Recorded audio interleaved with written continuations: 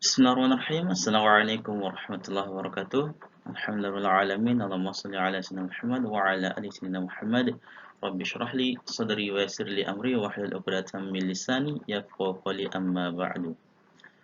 Oke, bertemu lagi dengan saya pada video kali ini. Pada video kali ini merupakan tugas luas dari mata kuliah pengembangan bahan ajar PAI dengan dosen Dr. Emawati MAG. Oke, sebelumnya perkenalkan, nama saya Muhammad Adi Alfiansa dari kelas PAI 7C.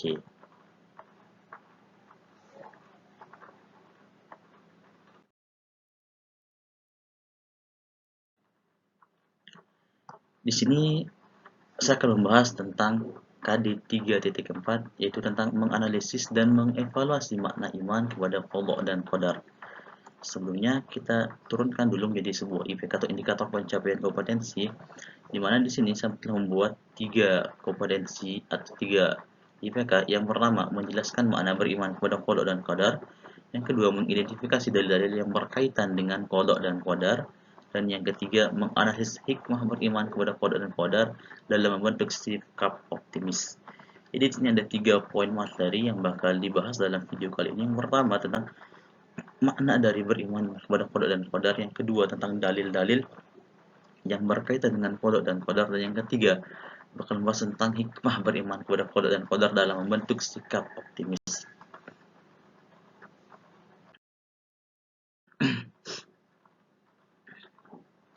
Oke, mulai dari yang pertama terkait dengan makna qadha dan qadar. Di sini kita akan membahas tentang qadha dan qadar baik secara etimologi maupun terminologi. Oke, secara etimologi secara bahasa, qadha itu artinya hukum, kepastian, ketetapan, perintah, kehendak, pemberitahuan, dan penciptaan. Sedangkan secara terminologi ataupun secara istilah, qadha itu merupakan ketetapan Allah yang telah tercatat di Lauhul Mahfuz sejak zaman ajali. Jadi qadha itu merupakan sesuatu yang sudah Allah tetapkan jauh sebelum makhluk itu diciptakan, jauh sebelum manusia itu ada. Jadi qadha itu sudah Allah tulis dalam Lauhul Mahfuz sejak zaman azali. Kemudian qadar sendiri secara bahasa atau etimologi merupakan peraturan dan ukuran. Secara istilahnya merupakan perwujudan dari ketetapan ataupun qadha yang telah Allah tetapkan di Lauhul Mahfuz sejak zaman ajali, yang berkaitan dengan makhluknya sesuai dengan iradahnya, sesuai dengan kuasanya. Jadi qadar itu merupakan sesuatu perwujudan dari qadha yang telah Allah tetapkan sejak zaman azali di Lauhul Mahfuz.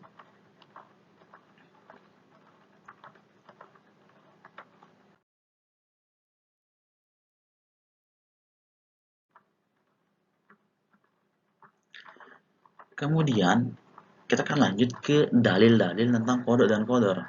Di sini ada beberapa dalil yang telah saya siapkan. Yang pertama, dalam Quran surah Al-Qamar ayat 49, di sini Allah berfirman, A'udzubillahi minasyaitonirrajim, Inna kulla syai'in khalaqnahu biqadar. Sesungguhnya kami telah menciptakan segala sesuatu menurut ukuran.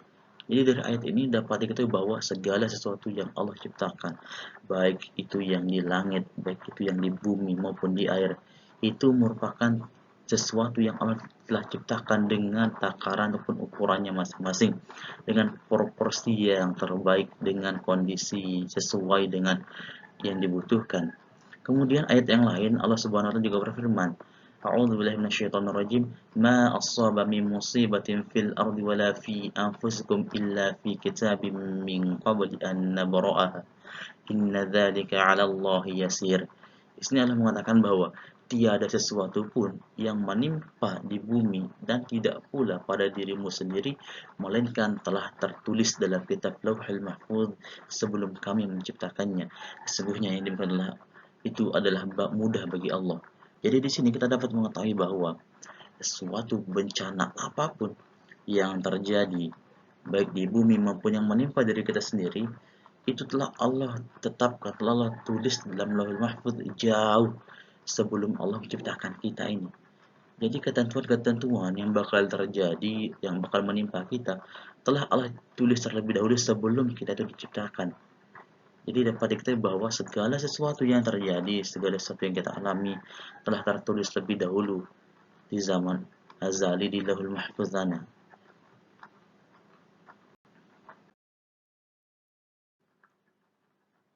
Kemudian dalil yang lain juga di sini Allah berfirman dalam Quran surah At-Taubah ayat 51. Allah berfirman, A'udzubillahi minasyaitonir rajim. Qul lan yusibana illa ma kataballahu lana wa maulana wa 'alallahi falyatawakkalul mu'minun. Yang artinya bahwa katakanlah sekali-kali tidak akan menimpa kami melainkan apa yang telah ditetapkan Allah untuk kami. Dialah pelindung kami dan hanya kepada Allah orang-orang beriman harus bertawakal. Lagi-lagi di ayat ini Allah mengatakan bahwa sesuatu yang bakal menimpa, sesuatu yang akan terjadi terhadap diri kita merupakan sesuatu yang Allah tetapkan untuk kita, dan itulah yang terbaik jauh sebelum kita itu diciptakan. Di ayat berikutnya Allah juga berfirman, A'udzu billahi minasyaitonir rajim, fa idza jaa ajalun la yasta'khiruna sa'atan wa la yastaqdimun.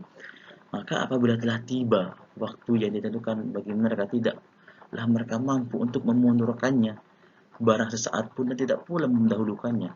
Jadi sesuatu yang telah ditetapkan seperti ajal itu tidak akan pernah mampu untuk kita akhirkan sesaat pun ataupun kita dahulukan. Jadi kalau sudah ditetapkan jam sekian, pukul sekian bakal terjadi.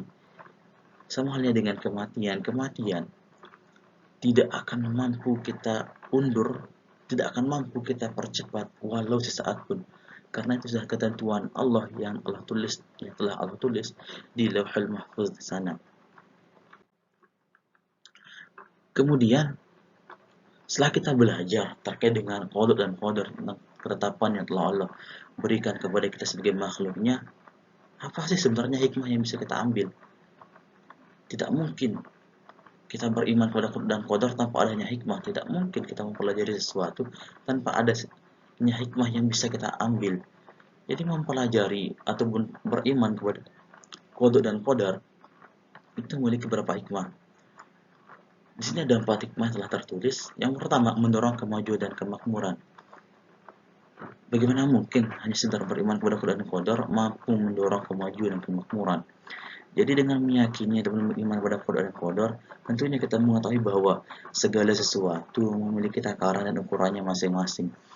Hal ini menginisiasi kepada kita semua bahwa dengan adanya ketetapan ukuran tersebut, kita mampu melihat bahwa oh ternyata panasnya matahari, dinginnya air salju, dalamnya lautan,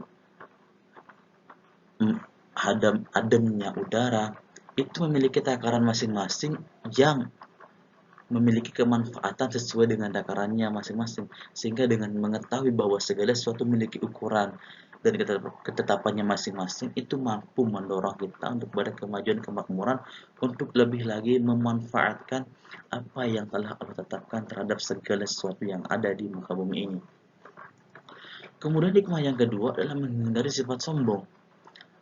Apabila kita telah memiliki jabatan, memiliki harta, pangkat yang tinggi, harta yang bergelimang, itu tidak boleh menjadikan kita memiliki sifat sombong, karena dengan adanya qada dan qadar yang telah kita imani, kita menyadari bahwa segala sesuatu, segala hal yang menimpa kita, yang kita peroleh seperti jabatan, seperti harta yang melimpah, itu tidak lain adalah karena kehendak daripada Allah Subhanahu wa taala.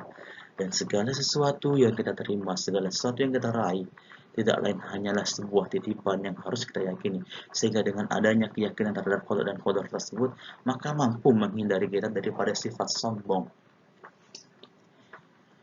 Hikmah yang ketiga adalah melatih berhusnuzon.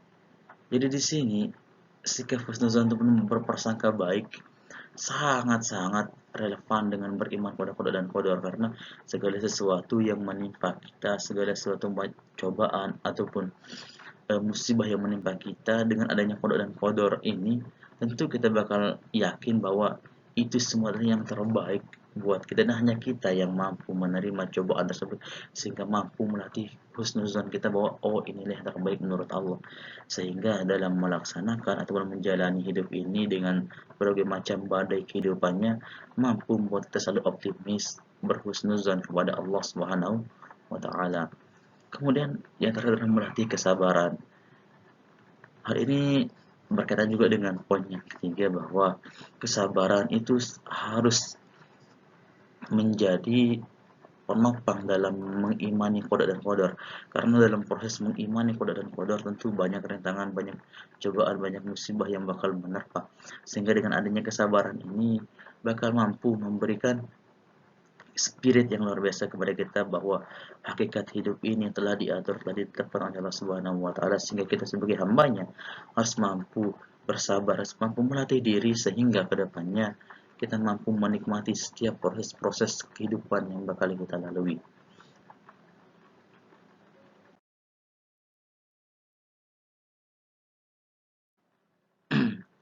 Kemudian sebagai sebuah statement closing, ini dari seorang bahwa bahagia itu bukan saat segala doa terkabul, tapi saat kita mengerti semua kehendak Allah itu yang terbaik.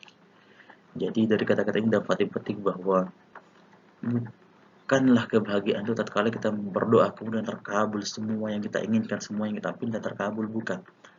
Tetapi bahagia hakiki adalah saat kita mengerti ataupun menyadari bahwa semua kehendak, semua ketetapan yang Allah berikan itulah yang terbaik. Jika kita mampu meyakini semua yang terjadi adalah yang terbaik menurut Allah, maka di saat itu kita menjadi orang yang paling bahagia. Mungkin sekian dari saya kurang lebih.